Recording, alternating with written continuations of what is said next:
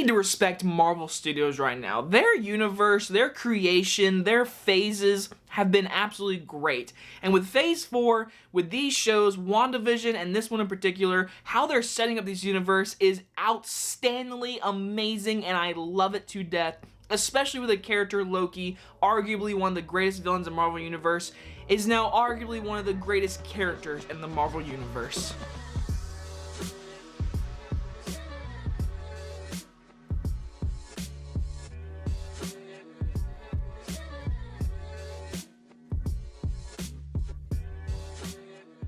Loki Season 1 stars Tom Hiddleston and Owen Wilson. It's about the mercurial villain Loki resumes his role as the god of mischief in a new series that takes place after the events of Avengers Endgame. And just to be clear, this review will not contain spoilers. If I do say any minor spoilers, I will let you know. But for the most part, this review is going to be just a review of the season and just excitement of what this show really is and how awesome it was.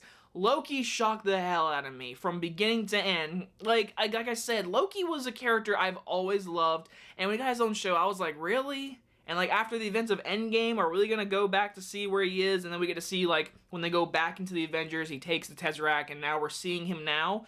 So I was intrigued to see where he went, but I was like, do we really want a whole show?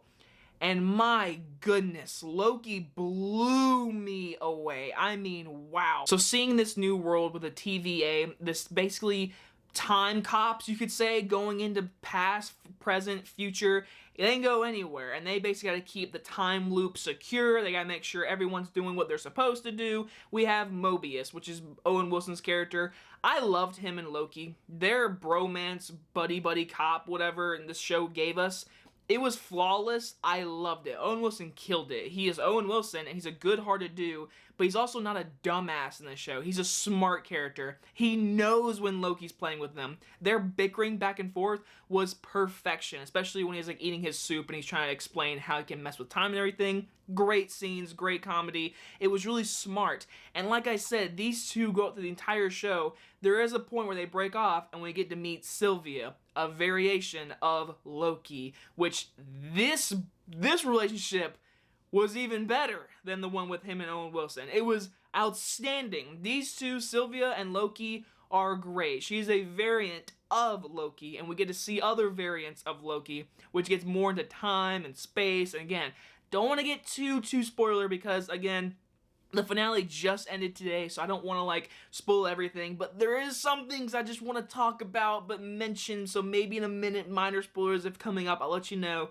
But like I said, the world building in this show, this 6 episodes, I now know a whole lot about time and space and how they're going to use it in the Marvel Universe and how Loki and Sylvia need to get to certain places to defeat certain things that happened in the past because revenge. Throughout the entire show, the score, the cinematography, the colors, and like I said, the score is so original, fresh looking, the universe building with characters like Loki being very mischief and mystical and magic and time and all that kind of stuff. The vibe of the show really felt like that. The color schemes, the purples, the red, the grays, the greens, like it looked so good. I mean, it is a Marvel product, so I mean, it's gonna have high budget CGI, have budget sound. I mean, it's gonna have that stuff, which is great to see. If I had any major issues, I would say episode 3 is a filler episode. For a 6-episode show, I feel like there shouldn't be filler. Episode 3 was filler, but it's a needed filler because it had developed Loki and Sylvia, and you need that. Like, so I get it when it's a weekly show, so you're not binging it. It would have been like, oh, it's a great show, A+.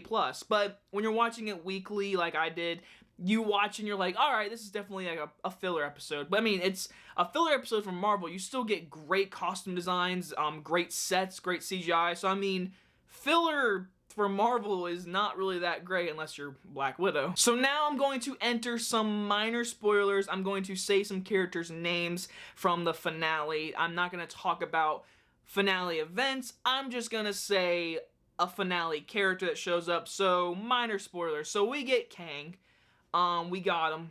He's here. And I've been looking forward to. It's the guy from Lovecraft Country.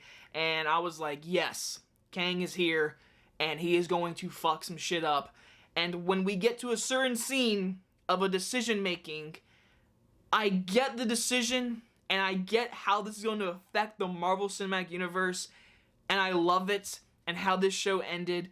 I was literally sitting there, jaw dropped, saying, oh my god, Loki, for what this show was going to be, just turned into one of the most important pieces in the Marvel Universe, and how it's going to set up future movies coming very soon in December, and in March of, is it March or February for Multiverse of Madness? I don't even remember, but either way, futureness has been set up by Loki, and I love how that we're getting a season 2. It confirms in the credits, there is no end credit scene, but we do get the confirmation that there is going to be a season 2 of this show, which is very exciting because, again, this show blew me away, and so when the show was ended, I was like, man, just besides the finale, which everyone's talking about and mind blown, which it makes total sense because how important this one 50-minute episode is so important to the Marvel Universe and how it's going to set up certain things. So for it to end with Kang showing up, that's really important for multiple movies. So overall,